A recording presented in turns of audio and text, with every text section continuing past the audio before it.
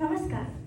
ശ്രീ സച്ചിദാനന്ദന്റെ ആത്മഹത്യ ചെയ്ത കർഷകൻ വെള്ളത്തെക്കുറിച്ച് സംസാരിക്കുന്നു. വെള്ളം സ്വർഗത്തിലെ മഞ്ഞായിരുന്നു. കാരണവന്മാരുടെ പ്രാർത്ഥനയിൽ അലിഞ്ഞ് അതുറവകളുടെ സൂര്യകാന്തിയായി ഭൂമിയിൽ വിരിഞ്ഞിറങ്ങി. വെള്ളം സ്വർഗത്തിലെ മഞ്ഞായിരുന്നു. കാരണവന്മാരുടെ പ്രാർത്ഥനയിൽ അലിഞ്ഞ് അതുറവകളുടെ സൂര്യകാന്തിയായി ഭൂമിയിൽ വിരിഞ്ഞിറങ്ങി. ആ അമൃത പിന്നെ അരുവികളായി വെള്ളം ഞങ്ങളുടെ മാതൃഭാഷയായി. അതിലൂടെ വെളിവും വിളവും നേടി ഞങ്ങൾ തലമുറകളോട് സംസാരിച്ചു. ഞങ്ങളുടെ നാടിനു പേര് പുഴകളുടെ നാടെന്നായിരുന്നു. പുഴകളായിരുന്നു ഞങ്ങൾക്ക് തേനും വയമ്പും. അവയായിരുന്നു മുലപ്പാൽ പിള്ളതൊട്ടിൽ താരാട്ട്. കുട്ടിക്കാലത്ത് പുഴകളുടെ പേരുകൾ ഉരുവിട്ടു ഞങ്ങൾ പേടിയും ദീനവും മാറ്റി.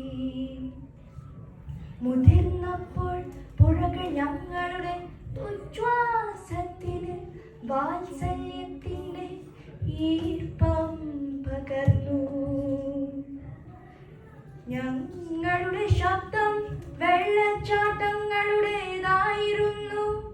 ഞങ്ങളുടെ ധ്വനികൾ അറിയപ്പെട്ടത് പേരാരെന്നും പെരിയാരെന്നുമായിരുന്നു.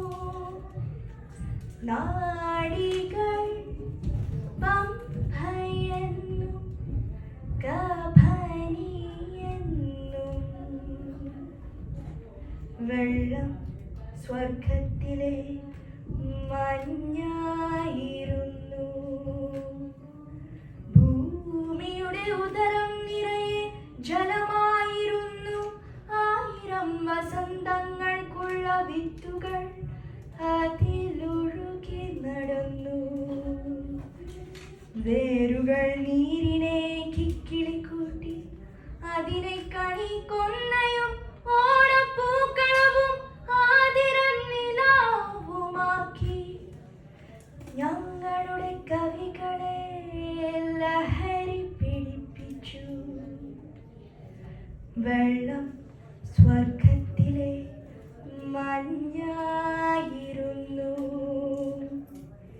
ഇനിയും ഞങ്ങളുടെ പുഴകളിൽ പൗർണമി നിലാവു പോലെ തെളിനീർ നിറയും വരെ എൻ്റെ ആത്മാവ് ശമിക്കുകയില്ല. നീർച്ചാട്ടങ്ങളുടെ കടും തൊടികൾ കാടുകളെ വീണ്ടും വിളിച്ചുണർത്തും വരെ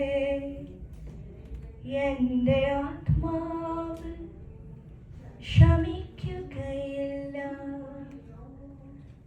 എൻ്റെ ആത്മാവ് ശമിക്കുകയില്ല. നന്ദി.